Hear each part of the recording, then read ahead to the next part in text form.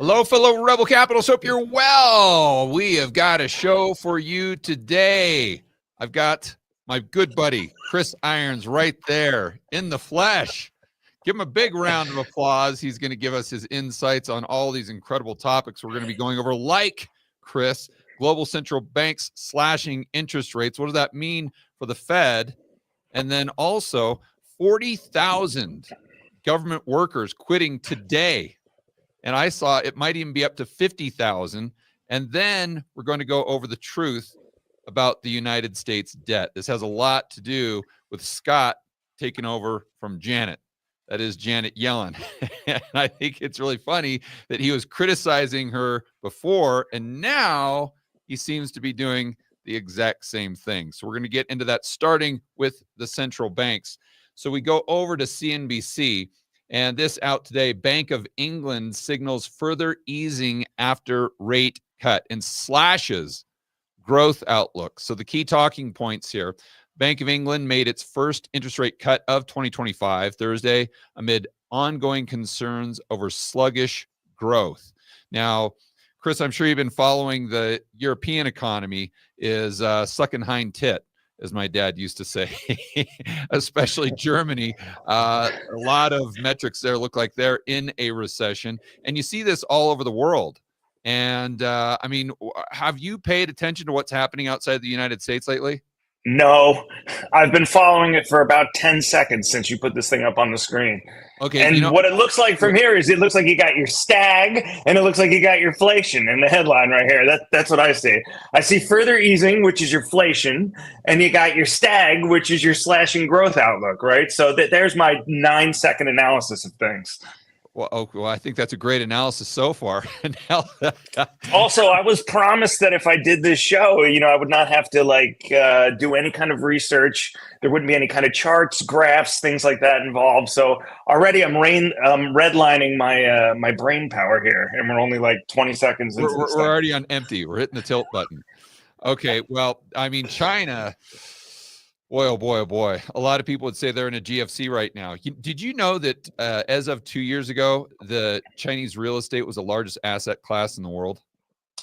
I think I may have been able to guess that. Yeah, because I've watched for decades as they have stimulated the real estate portion of their economy, which has resulted in entire cities, being built from the ground up that nobody ever used or populated. And so, I first started looking into China a decade ago when I was working on the short side, looking at, all the US listed China based frauds.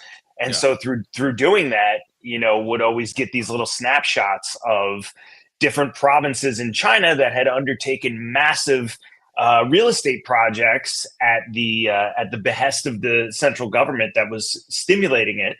And they were building these massive skyscrapers in these provinces that were being labeled as ghost towns. So I'd never been there, obviously, but just to look at the photographs of it was quite eerie. You'd have this brand new, industrial, sometimes brutalist architecture, and nobody walking around. Yeah, and obviously that bubble was bound to burst, and we saw that it has over the last 2 years or so. And prior to the big crash over there, their real estate market was valued at about 60 trillion, and we've seen a decline about 35%. So that's about 20 trillion in purchasing power that just got wiped off the balance sheet of the, let's say, the consumer in China. So you got to ask yourself what that does to aggregate demand. It's not a stretch. It's not hyperbole to say that they are literally going through a GFC right now. And that's the second largest economy in the world. Yeah, and to be frank with you, I haven't really even been following it closely. I know we have a huge commercial real estate bubble in the U.S. Yeah. I've been following that a little bit closer, but I really haven't followed China closely at all. So yeah, well, what's been happening is while the Fed has remained hawkish, let's say, or paused from their rate cuts, all these other central banks around the world are just slashing rates. I mean, you've got the Bank of Canada, you got the Bank of England today, the ECB. Relative to the U.S., have they been slashing more or less? Oh, way more. Okay. Yeah. So, and they're continuing to slash rates. They're not pausing. Okay, like the U.S. has. So what's happening around the world is you have this dynamic where the global economy is contracting significantly. And then you have this outlier that is the United States. Right. So the question becomes, what are the probabilities the United States remains the outlier, or what are the probabilities that the United States falls in line? I mean, it's such an very low, right? economy. Because I mean, the bigger question for me is what the hell has been propping up the United States for the last couple of years? I mean, I know that, Asset prices. right, but with so say rates have been rising for 2 years, right? We've had positive real rates now for 2.5 years, and you figure if the effects of rate hikes are 18 to 24 months before they start making their way through the economy, the question that I keep having is how much liquidity did we really inject in the US economy during COVID that continues to enable the stock market to hit all-time highs, asset prices to continue higher? I mean, is it just the additional leverage that people are afforded as asset prices rise in addition to the liquidity that's keeping things going? Because if that's the case, it's only going to, eventually at some point, it's only going to take a 5% drawdown for all hell to break loose. Yeah, especially because of the passive structure of the way the stock market is set up right now. But I think if you look over the last, let's just say 2 or 3 years, the dollars, I mean, liquidity's, that's a tough term to use because it's like dude. Remember that old Bud Light commercial where they just use dude and they just said it a different way, like 30 different times, and each way that they said it, it had a different meaning based on it had a different meaning based on the tone. Remember that commercial? I Like think dude, so. dude, Vaguely. dude. That's like liquidity. Like it's got so many different definitions.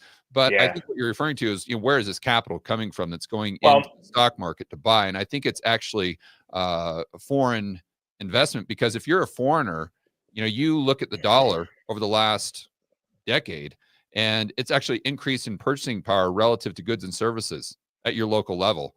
And then you look at your economy being in the toilet, especially relative to the U.S. economy. We're talking about that outlier. And it's like, what are you going to do with your money? Whether we like it or not, you're going to hold your nose and you're going to buy dollar assets. And if you want to take some risk, you go into the S&P 500 or the Mag 7 or NVIDIA. And what's interesting is I looked at the market cap of the U.S. equity market, and it's right around 60 trillion, but there's only 21 trillion in M2. So if you think about that, we would have to more than double M2 and then take every single dollar and then buy stocks, and we still wouldn't be at the market cap. So that tells you how dependent the U.S. stock market is on foreign investment. Now, is that going to end? I don't know, because it's almost like a TINA trade where there is no alternative. What do you think?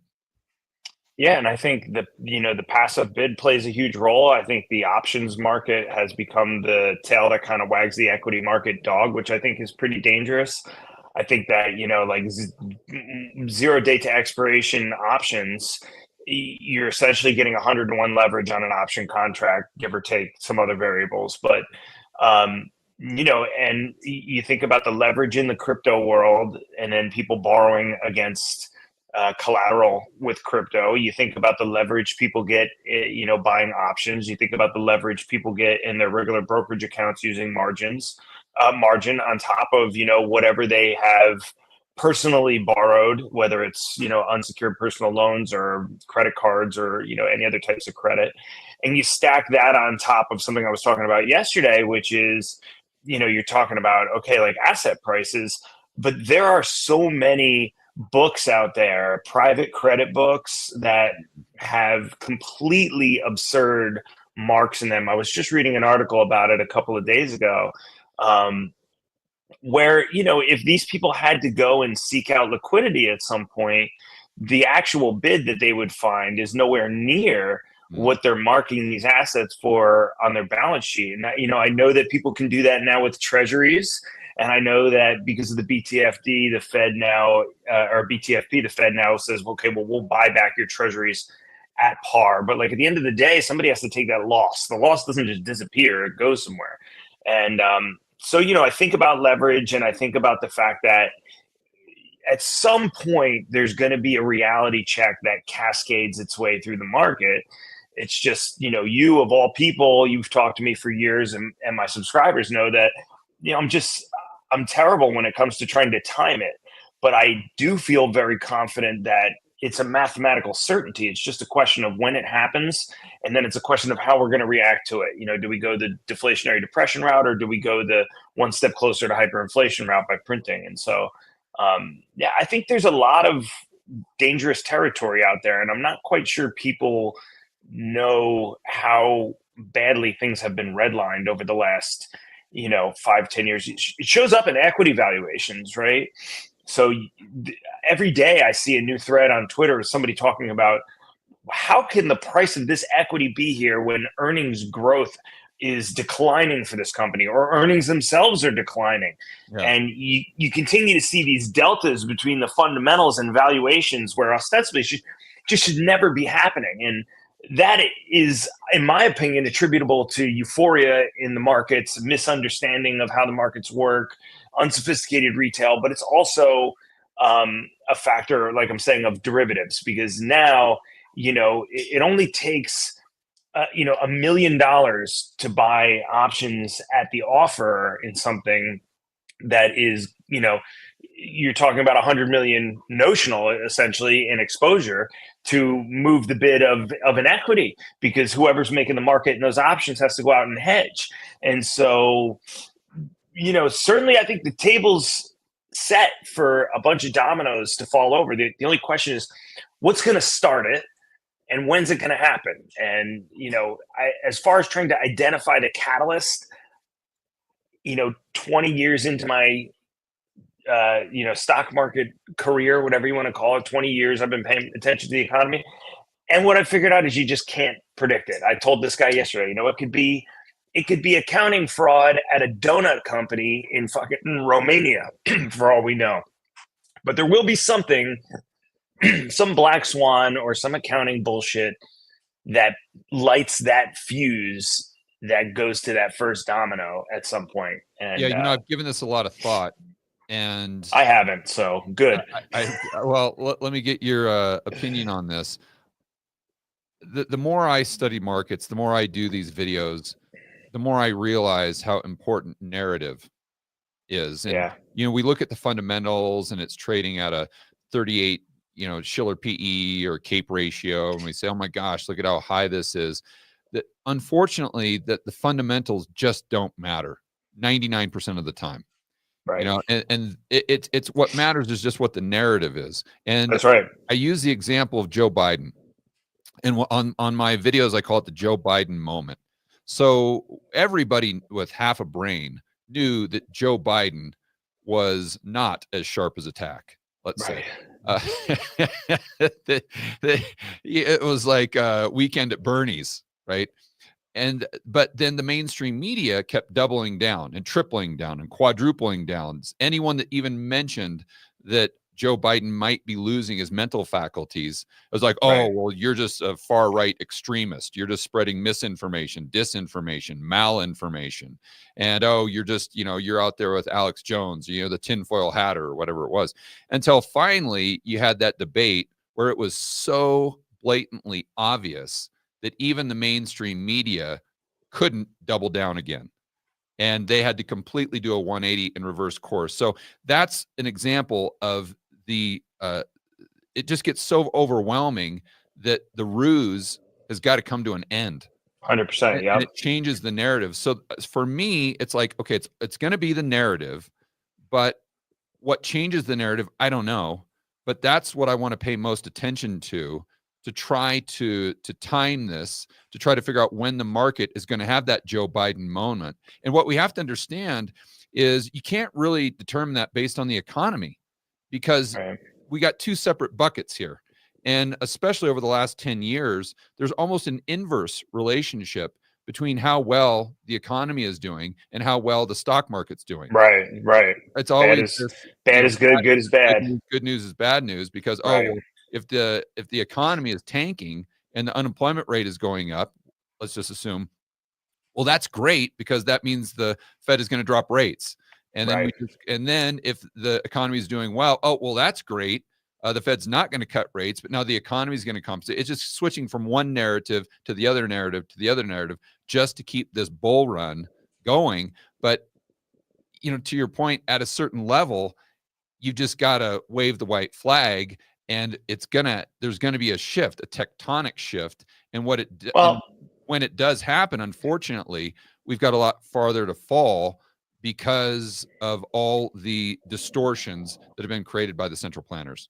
It's just a question of behavioral psychology, right? Yeah, With right. the Biden thing, when Joe Scarborough took to the air and said, "I've never seen Biden look better," the next day I wrote an article on my Substack called "We Can Be Lied to About Anything," because the gist of the article was, if this fucking guy can sit up there with a straight face and tell us that Biden, who is, glitching out on stage and falling down the stairs on Air Force One and just can't put a sentence together, if he could sit up there, and this is prior to the debate, and tell us that there's nothing that's off limits and there's no narrative that, the media won't carry water for if the advertisers or whoever is empowering them tell them to. Because for Scarborough to come out and say that, it was just such, you don't have to, this isn't a partisan issue. You don't have to fucking like Donald Trump, but like just to stand there and tell you,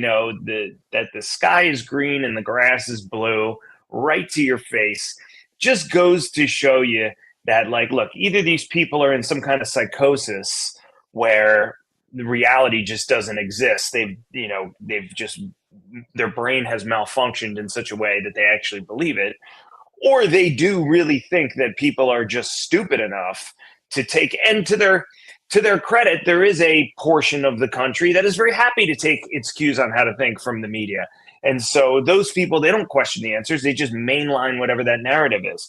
But the behavioral psychology part is really important. And a great example of this is, because that is a huge portion, in my opinion, of what's holding up asset prices. Like, you have all these kind of thin ways to kind of game the market higher, but like, who cares as long as it keeps going? Fine.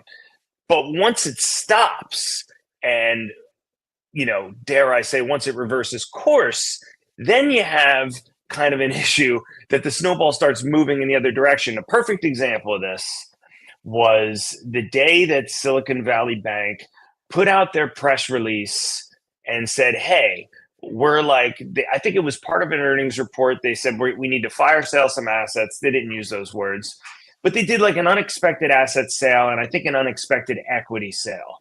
And very quickly, the entire world went from having a day of normalcy to asking a lot of critical questions about, whether this bank needs liquidity, to how many other banks need liquidity. And if treasuries were an issue for Silicon Valley Bank, aren't they going to be an issue for other banks? And I'm not talking about, it took a week. It was the next day that the bank was hit with like billions and billions and billions of dollars in redemption, because in redemptions and withdrawals, ostensibly, because people don't wait to check the facts once the psychology of the market shifts. They just react. Get me the fuck out. Hit the exit. It's like the last scene in Margin Call. Just offload the shit. We've decided the shit's going to hit the fan, and we want to be the first people out the door, and we'll fucking deal with the consequences later. And when that starts to happen, not only does it cascade into, fear and panic, which spreads very quickly, but also it drives down asset prices in the process, because people aren't, putting out an offer for their assets and hoping that they get hit on the offer. They're going out and hitting the bid in everything, in crypto and stocks and bonds and autos and in homes. They just need cash. They need to delever, and they want to do it now. And so as prices start to fall, that flywheel starts to pick up steam in and of itself. And before you know it, you have a full-blown, deflationary kind of run on the economy. And it all starts with a shift in the psychology and in sentiment. And by the way, we saw this with COVID, right? in December of 2019, when nobody was paying attention and the numbers were coming out of China, every day I would turn on Fox News at the place I went to go eat lunch, and I'd see the case number trickle higher: 500, 1,000, 1,500, 2,000, 2,500. And every day I think to myself, well, it's around the holidays. People are flying back and forth. This isn't a story. Nobody was talking about it. It just came up on the little scroll on the bottom of the screen. But it might be at some point. And I went out and I prepared in December. And for my forethought was ridiculed, scorned, called a fearmonger, called paranoid, all these other things. I scared the shit out of my poor parents. Go out and buy the shit now. Because we didn't know. Like, we thought, I thought it could have been Ebola at the time. Yep. But then as we started to get data out of South Korea, Italy, some of our nations that we're allies with, and it became evident that this wasn't a death sentence. Maybe it was going to be a rough ride, but it wasn't Ebola. Then I was like, okay, like maybe we're overreacting. But at the same time, I was thinking that everybody else was beating the shit out of each other in the aisles at Costco to get fucking toilet paper. And so it just goes to show you, one day you go to bed and everything's fine, and the next morning you wake up and it's a completely different world. We went to bed one night while COVID was happening. Everything was fine. It was an afterthought. It was hardly talked about.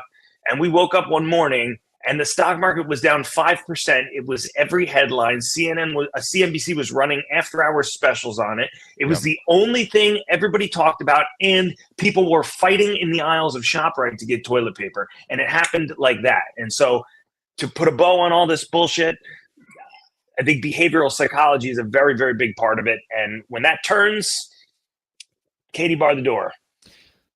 Do you think, let me go to my Twitter feed here really quick. Do you think this is indicative of potentially a top in the market due to what it shows about risk taking right now? I don't know if you've seen this in the news. Josh actually sent this to me. Have you seen the newest token here? What are you gonna do? I mean, it's like Fartcoin, right? Like, I don't think I've ever seen an asset that is so blatantly in your face, nothing, But this is what we're looking at. Is we're looking at the tip of the spear in risk taking, right? You have pure speculation born out of pure euphoria and financial unsophistication, and it's just numbers changing hands. There's no asset, there's no product, there's no service. This is not going to do anything for the world. And so these will be the first things to get absolutely destroyed when that deleveraging happens. And that's why I think crypto will be the canary in the coal mine.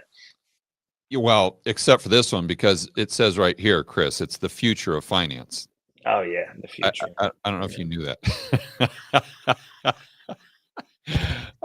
The future of finance. Let's go back. It says right here on the screen, Duh.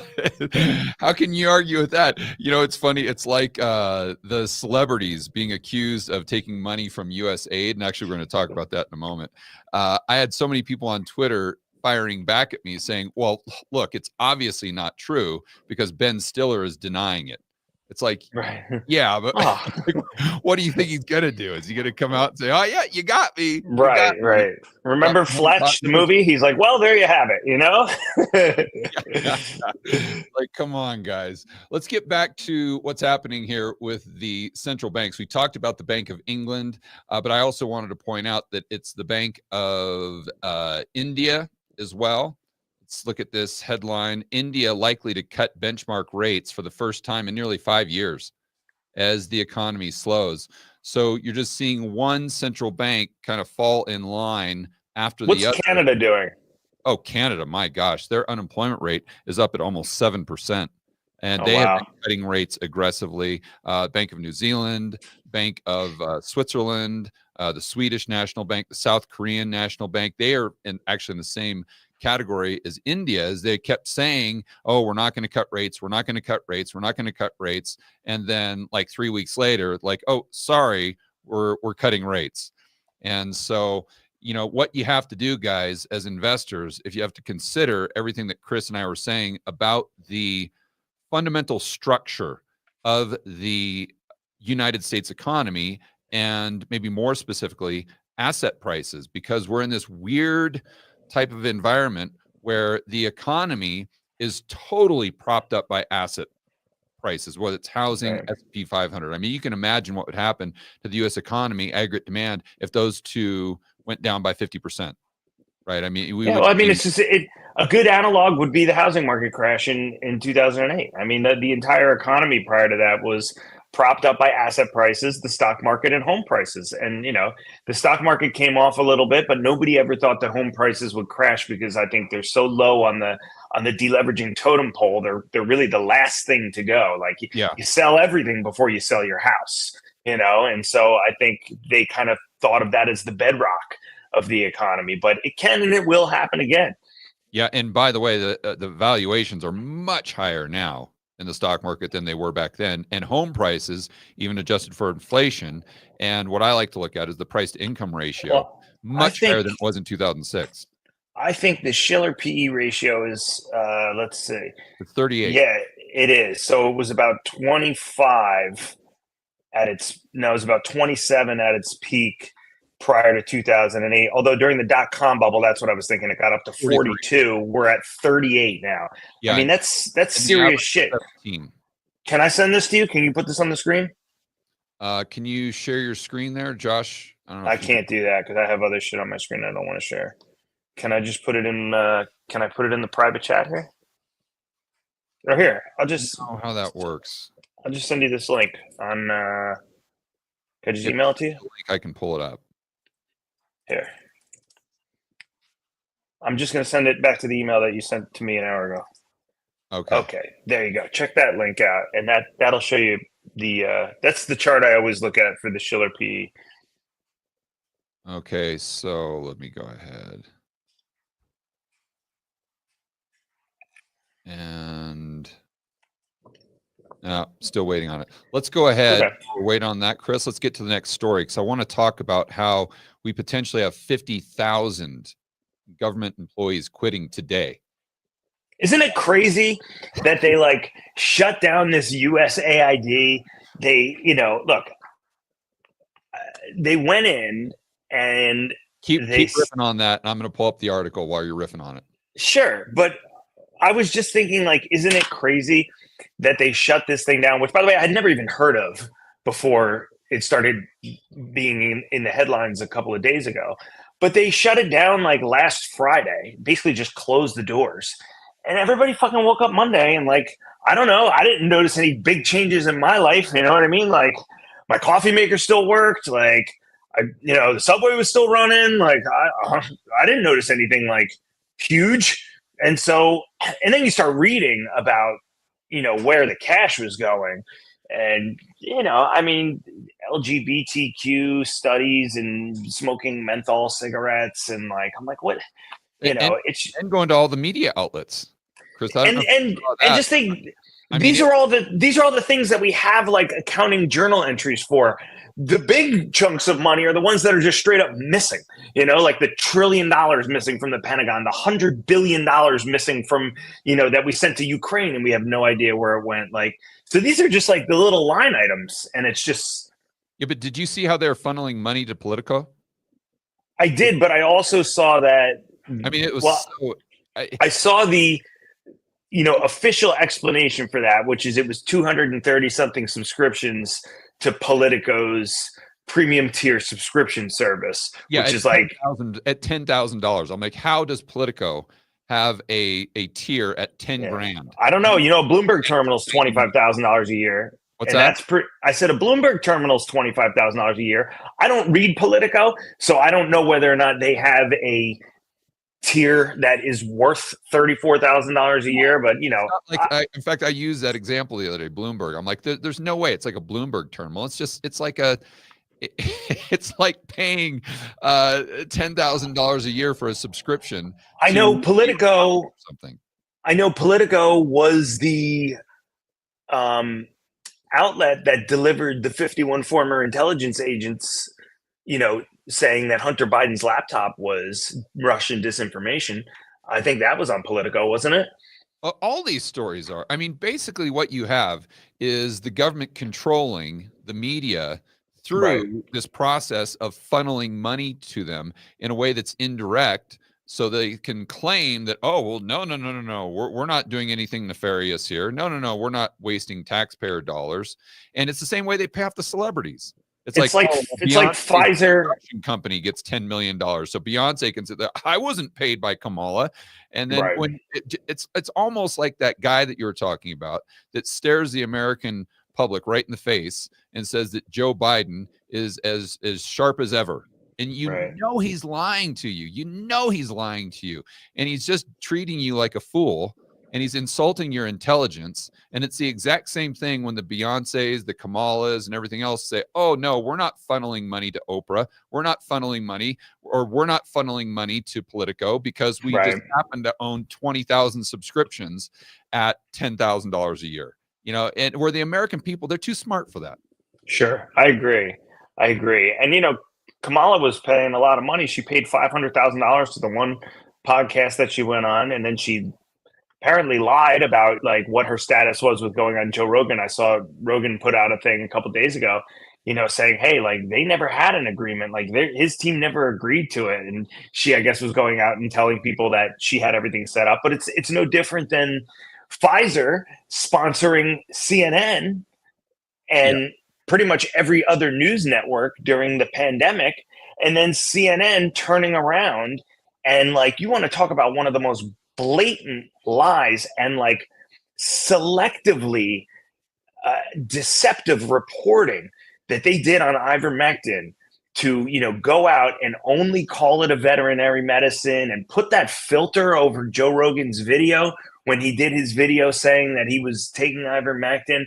I mean, that's about as disingenuous as you can get. And it's shit like that that caused Harris to lose the election. Yeah. The gate swung so far in the other direction. They went so far past what their intended outcome was from kind of driving the media narrative, and overshot the mark, and really showed no finesse and no care at all in their strategy to deliver these false messages. And they went out and embarrassed themselves. And middle America and centrists and the average everyday person saw it and was tired of it. Like, how many times can you fucking shear a sheep? Like you can shear them a bunch of times, but you can skin them only once. And if it wasn't the 51 former intelligence officials, and it wasn't suppressing that story prior to the last election that skinned the American people, it was the outright lies about ivermectin. And they were outright lies. And if it wasn't that, it was the outright lies about Joe Biden's mental acuity. And so at some point, the lies become so perverse, and there's so many of them, that like even people in the center and even people on the center left find an issue that they can pull down. For a lot of people, I know it was the Israel-Palestine thing. There's an issue that they can pull down and say, all right, like this is the straw that broke my back with the Democratic Party and the news media. And guess what time that happened, George?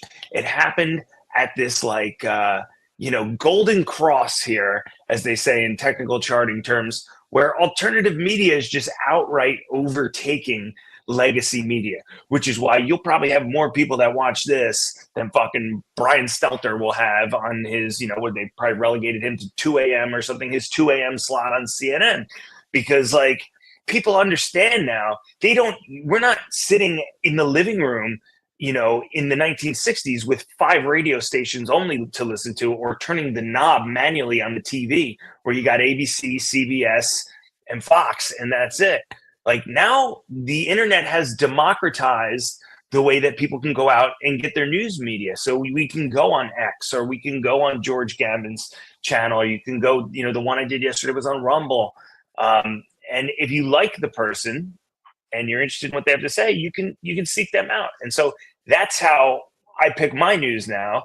I have X amount of think tanks and X amount of, hosts and podcasts that I like, and I go directly to them, and I don't give a fuck what platform they're on. I go to whatever the platform is to see that, and everybody else is doing the same.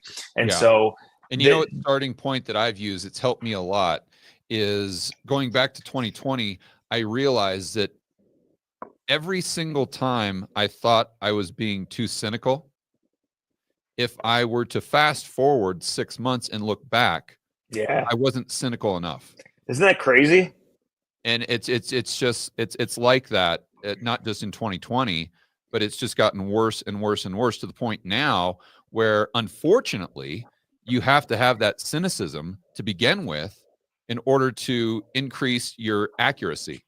100%. And me and you, I went on your podcast, I think 5 years ago, when right after Zero Hedge got kicked off Twitter, before Elon Musk owned it, and they booted Zero Hedge off Twitter. They had like 1 million Twitter followers. And at one point too, I think like PayPal or somebody demonetized Zero Hedge, I was reading. And there were a bunch of other people that also got kicked off their social media and demonetized just for saying at the time, you know, the big stink with Zero Hedge was that they were the very, very first to publish an article saying, hey, we should check out this woman, this doctor, Bat Lady, they called her, I forget her name, at the Wuhan Institute of Virology. Now, that's not a stretch, man. When you know, even Jon Stewart was forced to admit it a couple of years ago.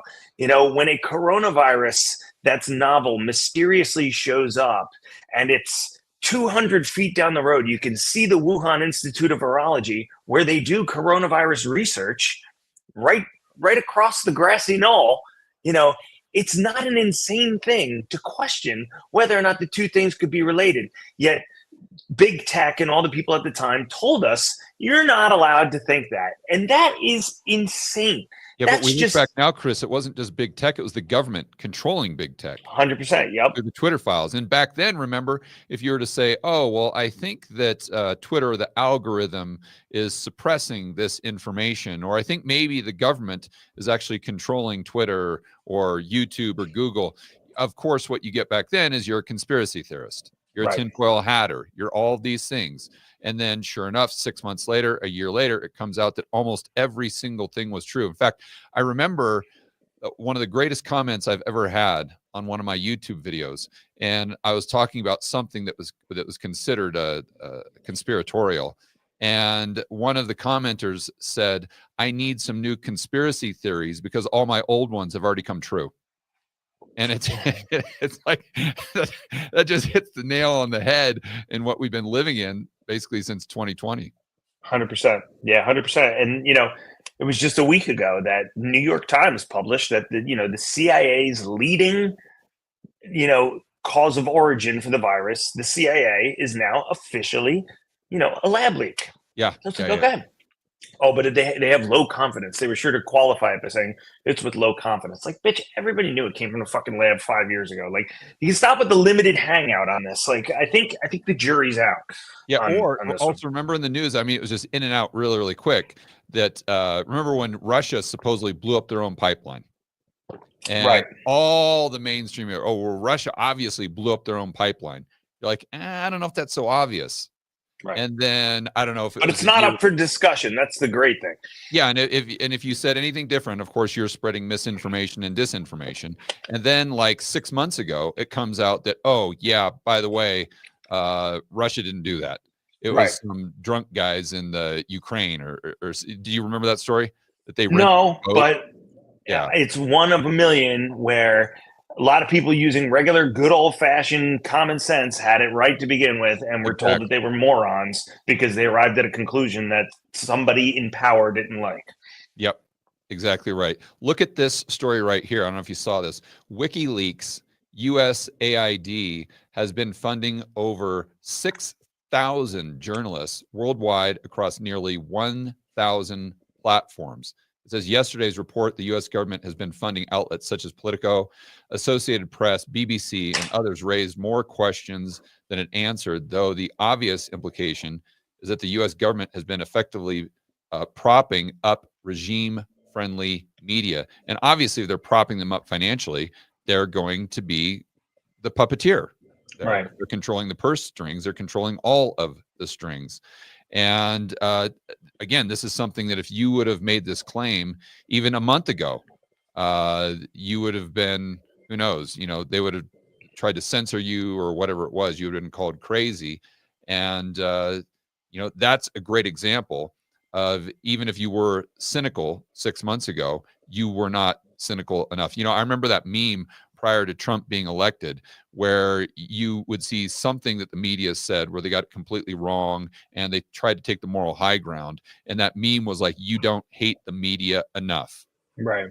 And I would take it a step further and say, you don't hate the government enough, and you don't hate these government agencies enough. And I think USAID is just shining a spotlight on that. I think there's a lot of good people that work in government, and I think there's a lot of honest people that work in the media, but I think it has gotten out of control. I think the government has gotten far too big. I think the tentacles have gotten far too long as it relates to the media.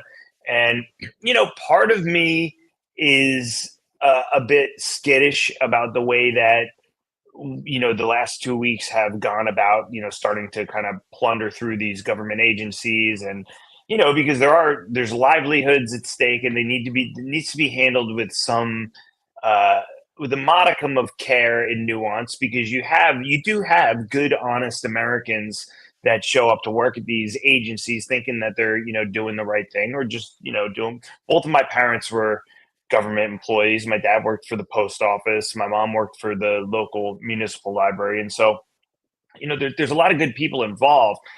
I think it needs to be handled with a modicum of care. However, having said that, I really do think that it is time to shake shit up a little bit. I mean, I watched Javier Milei talking about getting rid of all of the government agencies before he was elected, and I thought to myself, man, that would be great. If we could have that here in the U.S. to some degree. And I think people are going to be stunned by what is being uncovered, because I do think, when Trump's first go round is really when this term of like the deep state started to become like a thing, and at first I was like, I don't know. After the last 5-6 years, I just have no doubt that that there's a group of elites, that pulled the strings on what's going on in government, and just by virtue of that, in combination with what I loathe, which is these unelected, World Economic Forum people, any of these globalist organizations that. I don't know if you saw that tweet. Elon Musk tweeted out yesterday, where according to, I guess, his due diligence, it seems as though I forgot the exact number. It was like either 60 or 80 million went to the World Economic Forum. Yep. Yeah. What I do know is that I was in DC at one point when the International Monetary Fund was having their, whatever, fucking volleyball retreat for the year, whatever they do once a year in DC. Yeah. And, when you read the press releases about the International Monetary Fund and what their goal and what their objective is, it harkens back to things like the World Economic Forum. Hey, we're just here to kind of bring everybody together, and we're trying to make a better world for everybody. And let me just tell you, I didn't need to go in. I didn't need to hear what anybody was saying. I never saw so many fucking Bentleys, so many fucking Rolexes, so many fucking $50,000 suits. So what really pissed me off was people not obeying parking laws. That was their thing. Everybody had a fucking diplomat plate, and everybody was parked illegally. And as I'm running through DC on my morning jog, I'm just like, this is like $1,000 worth of tickets I'd be getting. That was the thing that really chapped my ass about it. But when I ran around the building, the fucking security and the people that fucking were walking in there just dripping with wealth, dripping with power. You'd see these crazy African dignitaries show up in these fucking armored Bentleys, and it was some kind of fucking shit out of a James Bond movie. And it's all just a grift, just a massive grift. Just wild. And you're just like, where is all of this money coming from, going to? And let me just tell you something, man. There's no mental gymnastics that you can do that's going to convince me that the people I saw walking into that International Monetary Fund meeting or whatever the fuck it was have the best interests of somebody like my father who works for the fucking post office 6 days a week and saved his money to be able to provide for his family. There's nothing you're going to be able to tell me that is going to convince me that those people have the best interests of people like my father in mind. It just doesn't work. They're fucking oil and water. They're from two completely different cloths. So I don't fucking trust any of those organizations. No, they're parasites. They're human parasites, and they are just sucking the blood out of the average Joe and Jane in their country, and they're doing it. And what's disgusting is they do that while trying to take the moral high ground. They're trying to tell you that they are morally superior, they're intellectually superior. Correct. All they are is just a parasite, and they've never produced a good or service in their life. Exactly. And they're telling you, hey, you'll have no private property and you'll like it, or you'll eat the bugs and you like it, or whatever. You know what I mean? It's the opposite of liberty. It's the opposite of freedom. You can't paint with a broader brush than thinking you know what's best for the entire world all at once. You know what I mean? Which is just, it's horrifying. Well, it's kind of the if you think about the mental state you would need to have to be a central planner. I mean, it really goes back to eugenics.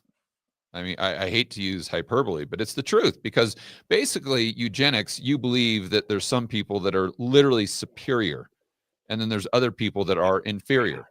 Well, if you're a central planner, you believe the exact same thing. You believe that you are superior, therefore you should have all the power, you should have all the control, because left to the dumb rubes in the real economy, well, they're just going to screw everything up and destroy the world. So you need to take everything from them. They need to basically be a slave to you. And this is how they rationalize it. This is how they justify it. And it's a inferior superior. It's a megalomaniac sociopath type of mentality you have to have as a central planner. Correct. And it's especially nefarious because the people that are busy producing the goods and the services, I always think back to, excuse me. I always think back to, what are you going to do? I always think back to these guys. I live in Old City, Philadelphia, and I was going down Chestnut Street at one day, in between 2nd and Front Street on Chestnut. And most people know that, Old City, Philadelphia is littered with cobblestone roads, right? And so I was walking through there one day, maybe after my run or something, and I was watching these guys taking out all of the cobblestones in the road and basically like rejiggering them and replacing them and basically like redoing the road with cobblestone. But they were on their hands and knees and they were doing it one cobblestone at a time. So, to do a city block is an enormous undertaking, right? And I was just thinking to myself, like, here's people that are doing something, okay? Here's people that are generating some productivity. They're fixing the roads. There were too many potholes. The shit was uneven. Tires were blowing up. I don't know what it was. Or you call your plumber because some shit's not working. My water heater blew up, whatever. And the guy comes in and he knows what to do. Do I know what to do? No. He knows the fucking right washer to use. He knows the right PVC to use. Bing, bang, boom. He's in, he's out. That's the service that people can use. Those people are too busy during the day actually generating the torque, the human torque necessary to improve quality of life for people, generate a product, generate a service. And there's a million different industries. They're too busy doing that to sit around and pontificate like we're doing and watch what's going on with, they don't know who the fuck Klaus Schwab is. You know what I mean? Like they don't, that's like a guy who, if they met at a bar, the only thing that they would know would come from instinct. And it would probably be like, I got fucking nothing in common with that dude over there. Last person in the world I want to talk to. Just a feeling. I don't know what it is. But that's what makes it nefarious is they don't have the resources or the time to sit down and learn about monetary policy because they're too busy fucking generating productivity and helping improve quality of life. So that sucks. That's what allows the parasites to take advantage of them. It's just they're busy doing what needs to be done. That's why I always say that you've got to reduce the size of government. You've got to reduce the size of government as a percentage of GDP. And it starts with increasing productivity. It starts with decreasing regulation, getting rid of the bureaucracy, the red tape that allows the private sector, the guys that you were just talking about, the gals, to go out there and do what they do best. And if you could just tackle the economy, this is how we're going to get to a better place. This is how we're going to increase the standard of living. I always try to encourage people to think about wealth in terms of goods and services and not income, not money, not gold. Because, as an example with the tariffs, they'll try to, your starting point for a lot of people is, well, this is going to increase incomes for Americans because it's a lot of high paying jobs. Oh, okay, that's great. But if we don't increase the amount of goods and services at the same time, that's just going to lead to inflation. And you're not going to be increasing the purchasing power for those people that get the job. And then for everyone who didn't get the job, now they're all of a sudden underwater. So if you're looking at a policy, you've got to start like a tariff. You got to start with asking, how is this going to help us increase the amount of goods and services we have access to? And no one seems to ask that question. Yeah, I mean, that's a great point. Right here, Chris, getting back to this U.S. aid, it looks like it was funding 6,200 journalists across 707 media outlets, media NGOs, including 90% of the reportage out of Ukraine. So I remember when this is happening, and I'm sure it was the same thing with the cerveza sickness, everything that we've been talking about. You kind of scratch your head and wonder, how can all of the media be pushing this nonsense? And, initially, back when I wasn't skeptical enough or wasn't cynical enough, I would think, well, it's just the journalists are kind of lefty and they went to Harvard and all their professors were lefties. So, that's kind of, that's their worldview. And then they live in this kind of echo chamber. So this is what you would expect, when in reality, it was that plus they were getting paid. They're getting paid. And the boss says pro-Ukraine or anti-Russia or vice versa, whatever the boss says, that's what narrative they're going to push. Masks work. We should all be locked up in a cage. Your ivermectin thing. It's like, why was all of the media on one side? And for that matter, why were every single government on one side pushing that narrative? Likely because they were on the dole as well. It's not just that the celebrities and the media on the dole. You probably have a lot of politicians in other countries that are on the dole through this U.S. aid and other programs here in the United States. 100%. Yeah, 100%. Yeah, let's look at, let's see. Actually, there was another thing that I wanted to get your opinion on, Chris, something that I just don't, the spidey senses go off for me when I see stuff like this. Let's see. We've got Trump media files for truth.fi Bitcoin Plus ETF. And let me just read this here. Trump Media and Technology Group intends to launch ETFs and separately managed accounts tied to its Truth Social platform. And so basically they're saying, hey, you've got all these ETFs that are run by these wokesters and Larry Fink, and they've got a great point there. So we're going to go ahead and set up ETFs that are going to be anti-woke. So you've got the trademarks include truth.fi made in America, let's see, energy independence, Bitcoin Plus. And I hesitate here because although it's great to have a anti-woke alternative, I don't really like it coming from the government because of the moral hazard this creates. Sure. And you've got the conflict of interest. And people say, oh, well, no, Trump isn't going to use it nefariously. I get that. But what happens when Trump is gone? And then all of a sudden you have these ETFs that are basically run by the government. Aren't they going to be incentivized to give contracts or put companies in that ETF and then give them contracts? It's just going to be another huge grift all over again. And so it just seems like a very slippery slope to me. Yeah, I don't know what the components of these ETFs are going to be, and so that's how I would make my judgment. You show me a list of holdings, and then I say okay or no way.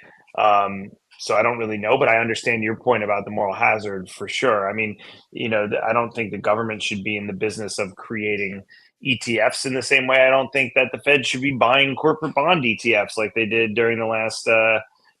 We have enough fucking ETFs too. That's the other thing. Speaking about the passive bid and like the tail wagging the stock market dog, like there is an ETF for everything. You know what I mean? If some guy in the fucking Czech Republic, takes a sip out of his beer and farts in the right direction and the wind changes, there's an ETF for that. That moves something 12 cents somewhere. You know what I mean? Like there's there's gotta be 20,000 ETFs out there now. And so that's concerning too, because, people buying ETFs are, you're making large purchases and sales of a whole allocation of assets, as opposed to, just going in and buying individual stocks. So I think it's not just this, Chris, it's also the sovereign wealth fund that he was talking about. And I was talking about that yesterday. That all depends on what they put in it. Whether or not it's going to be. Well, sit there and look at BlackRock and say, BlackRock owns a certain percentage of, let's just say, every company in the S&P 500. So they're going to have some serious pull. And Larry Fink is going to be able to tell CEO XYZ what to do, because if they don't do it, and he's going to dump their stock, and who knows, that could destroy the company. So do we really want the government to be in that same position? And again, I know Donald Trump might not use that as leverage, but the next guy will. Right, for sure. Owns TikTok. Think about that. The government owns TikTok. You really want them just to use that as a propaganda wing? Because in 8 years or 10 years that there's going to be some megalomaniac, or let's just look at Joe Biden. Let's just say a Joe Biden type of person, like a Kamala Harris, wins the election after Trump is gone. And let's just say she runs TikTok. Right. You think that that's not going to be used against the American people? Of course. Propaganda? Of course it will.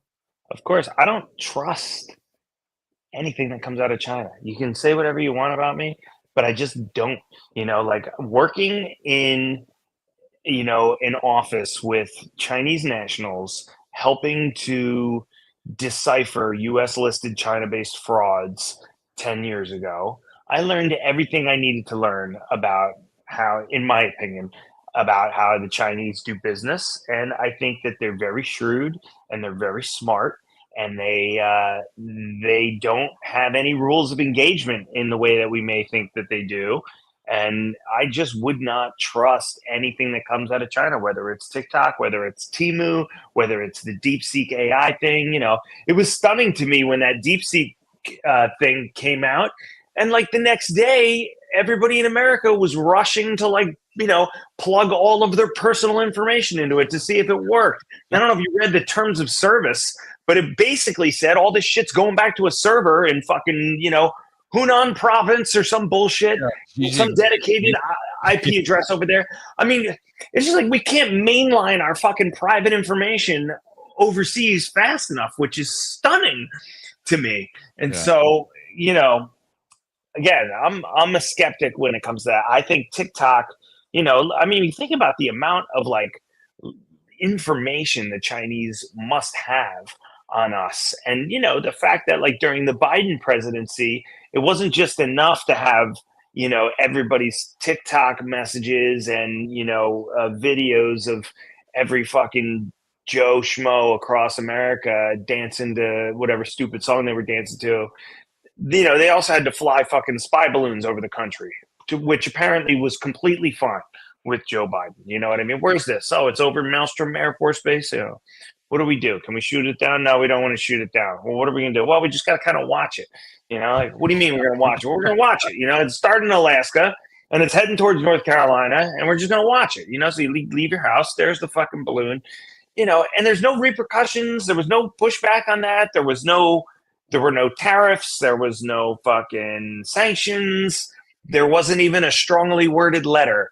It was just like, look at the balloon go. And so I can't blame the Chinese, you know, and be like, great, fly another one, you know, like send 2 balloons this time. Let's see how long it takes for them to do something. Yeah, and it's like one of those things that if you would have said that before it happened, people would not have believed you. 100%. 100%. Oh, there's no way. There's no way you can just fly into our airspace. Yeah, exactly.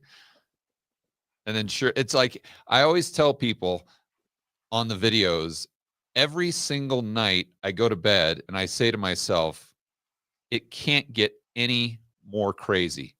It just can't. And then I wake up in the morning, and of course, it's even more crazy. That's like reading the news in a nutshell.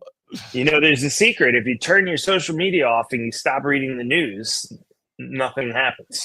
Yeah. I mean, it's happening, but you don't know about it. So yeah. you can go for your morning run in peace. Yeah. Well, on the $50,000, excuse me, 50,000 workers potentially getting the axe today, or actually leaving. They're taking what was offered by Doge and Musk. I want to go into the truth about American debt. And I want to try to end it on a positive note. But before I do, I want people to, let's think about this. So what Doge intends to do is lower the deficits. Therefore, you're decreasing the amount of treasuries. Right. And, ideally, at least this is kind of what we're told, we'd have a surplus. And if we're having a surplus, we're actually paying down the nominal debt that we do have, that which stands right now at like 36 trillion. But what you have to understand is that 36 trillion is also treasuries. And that 36 trillion is also vital to the monetary system. So unfortunately, we have painted ourselves into a corner where instead of having a Triffin's paradox or Triffin's dilemma with dollars, we actually have them with treasuries. And I just want to show a quick diagram to everyone here. Let's see, we've got it. Okay, Josh, go ahead and pull that up. Can you see this, Chris? Yep. So this is my good buddy, Jeff Snyder. This is from his Euro Dollar. I was promised there would be no charts like this if I came on. This is just... But look, this is super easy. 10 seconds here. All of these arrows basically mean credit going from one bank to another, okay? And every single yellow highlight, interbank repo, this is what requires a U.S. Treasury as collateral. So this is dollar liquidity. This is true liquidity right here. And the banks are providing this liquidity. In other words, dollar denominated credit. This is what makes the monetary system go round. But you can see we don't have bank reserves in here. Well, none of these banks have a pipe that goes to the Fed's balance sheet. They're all using basically T-bills as base money. So without T-bills, you don't have the liquidity. And without the liquidity, you don't have the stock market. The GFC market, was actually a liquidity event. It wasn't necessarily just a housing problem. So then you go back and you ask yourself, okay, what happens if we are reducing the amount of collateral in the system? And although that may be better for the United States because it's reducing the economic distortions through that government spending, then on the flip side, there are no solutions, there are only trade-offs. So that would be the benefit, but the cost would be the monetary system and most likely asset prices coming down by 50%. So it's this catch-22 where I think it's great what Elon is doing, Doge, Donald Trump is trying to do, but we have to realize that at a certain point, what's likely going to happen is they're going to have the Scott Bessent moment. And I don't know if you followed, Chris, what he was saying about Janet Yellen and the issuance. So like for the last year or so, Janet Yellen has been issuing way more debt at the front end of the curve. Right. So, which most people understand, it's just like an adjustable rate mortgage. So Scott Bessent this whole time has been telling her, oh, that's stupid, that's dumb, basically criticizing her for doing this. And he's like, well, she should be taking advantage of lower interest rates at the long end of the curve. because if interest rates go back up, we get another inflationary wave, then this is what's going to be financially prudent for the United States because they have so much debt. And sure enough, when he gets into the gig, which is just basically last few days or last week, but he came out with a statement yesterday on CNBC where he said, oh yeah, that whole issuance deal that I was criticizing, we're actually going to do the exact same thing. So you have to ask yourself, why? Why does he have this change of heart? And it's because someone calls him up like Jamie Dimon that's in the know and says, yeah, Scott, just FYI, you cannot reduce the issue at the front end of the curve because it's not about the U.S. debt. It's about the collateral in the monetary system. Yeah, the global economy, right. Yeah, that's when he has the oh shit moment. And, he gets religion. And then he's like, oh, yeah, we're going to do the exact same thing. Janet Yellen did the same thing that I was criticizing. So my point there is unfortunate. I don't like it. I don't like it at all. But we've painted ourselves into this corner where it's like, damned if we do, damned if we don't, considering the U.S. economy and the global monetary system, which of course impacts the U.S. economy. And it's that Triffin's paradox, that Triffin dilemma moment. But I think looking at a silver lining, this is why when I look at the changes that Trump is trying to make, I'm all for reducing government spending, but I think the bigger priority is reducing government spending as a percentage of GDP. Right. Because let's just say we don't reduce government spending, that it continues up at a 1 or 2% clip per year. If GDP is going up at 10%, that is still reducing the government's share of the economic output pie. Sure. And that gets us to the same position. So for me, the priority should be about growth policies, such as reducing regulation, reducing bureaucracy, reducing red tape. I think it's great to fire a lot of these employees to get more efficiencies. But at the end of the day, have we reduced the regulation? Have we reduced the bureaucracy? Have we made it easier for the private sector to create more goods and services? Yeah, that makes perfect sense. What do you think about the dilemma they have? I mean, it's very difficult. Like if you're, well, it's like when you're talking about Diamond calling Besant and him not having an option, but continuing issuance at the short end of the curve, it just harkened to me back to what's going to happen when the market starts to collapse. And it's not really like there's two options of a deflationary depression or a Fed bailout. Eventually, there will be a level of discomfort where the Fed acts. And that's just kind of always how it's been. And that's, that reminded me of the same thing. Like, hey, all right, well, we're going to stop the issuance at the short end of the curve because it's a dumb idea. And then you get that phone call. It says, well, you don't really have an option, because it's either complete financial Armageddon or you continue down the path that you're on. The only quagmire is that the further down the path you go, whether you're talking about treasury issuance or you're talking about quantitative easing, the further you go, the narrower the path gets until eventually you hit somewhere where right. That's exactly what I was going to say. And what happens when the Fed puts no longer there? And we look at the Bank of Japan, right? I mean, let's just think about this. Bank of Japan tried to do that throughout the 90s, the 2000s, and the stock market just kept going down and down and down and down. We like to believe that if the Fed wants the stock market to go up, it'll go up. Or we like to believe that if the Fed wants interest rates to go down, they'll go down. But if you look at history, this really isn't true. It maybe happens 50% of the time. Look at now. Look at the 10-year versus the federal funds rate. Exactly what I was going to say. The Fed drops by 100 basis points, Chris, and during that time, the 10-year Treasury goes up by 100 basis points. You have a 200 basis point delta. And a lot of people think that during they just say, well, they'll start QE again and bring rates down at the long end. But when they did QE 1, 2, and 3, the 10-year Treasury went up. It didn't go down because it's all about inflation and growth expectations. And so the people think they've got a lot more tools, or the efficacy of those tools is a lot greater than it is. And all I have to do is just study history to see that. I mean, we forget that remember they had a 2% target. Remember that? The 2%. Yeah, and I said on Palisades Gold Radio like 2 years ago, I said they're not going to get there. I said they're going to have to settle for a higher target, a higher inflation target, and that's what it looks like. No. I'm talking about when they were trying to get up to 2%. Oh yeah. Inflation was a mystery. That was the headline. We don't. For a decade, Yep. they tried to get up to 2%, and they couldn't Yep. do it. And then all of a sudden, they overshoot, go up to 9%. All of a sudden, we're at 9%. Right? Yeah, exactly. The Fed has control over this. Come on. That was the headline. Inflation is a mystery. You know, is not enough inflation a problem? You know, it's a fucking farce, man. The whole thing is a circus. It really is. You know, I mean, I watch Powell, but you know, not to dig on Powell. Actually, you know, I don't mind Powell. But like, I watched him doing one of these like lunch question and answer things at some fucking, you know, something institute at some point. And the guy was like, hey, like, you know, what's the neutral rate of interest? And he's just like, we don't know.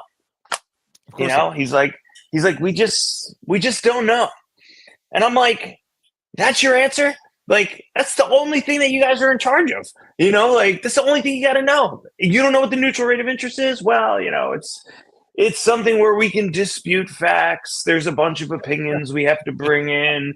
The dot plot, this, that, and the other. It's like, what are all these fucking spreadsheets that you guys are keeping? What is going on at the New York Fed office? Is everybody just sitting around talking about what kind of dipping sauces they want for their chicken fingers at lunch? Like, what are you guys modeling out? You know, like, so, you know, it's like just to pretend that they're scientists and that they've got this thermostat on the wall. They can just dial to whatever they want. But you know, and what's so crazy about this? I'm a scientist, George. 2% to begin with. Why they came up at 2%? Yeah, it's like that New Zealand fucking target from like the New Zealand central bank or something. It's completely arbitrary, out of nowhere. Yeah, just out of thin air. Yeah, the story goes their inflation was the real story is it's the amount of inflation that they can get away with without fucking anybody calling them on it. And that's why there's a 2% target.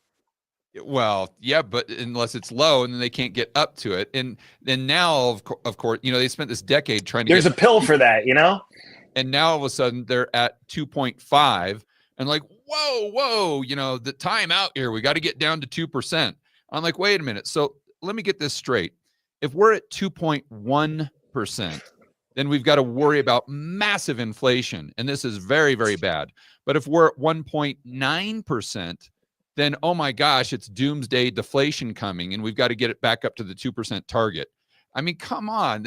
And now we're at 2.5, and we're talking about, okay, well, we'll let it run hot if need be. And by the way, with like every 1/1,000,000th of like a basis point in the change in the federal funds rate, like $6 quadrillion in fucking like financial assets, all like, you know, swing wildly from one price to another. Like, it's just, and these guys are just in there just fucking dipping their chicken fingers in the barbecue sauce at lunch, spitballing, you know. They've got a dartboard. They've got a dartboard, and they're like, it's a circus.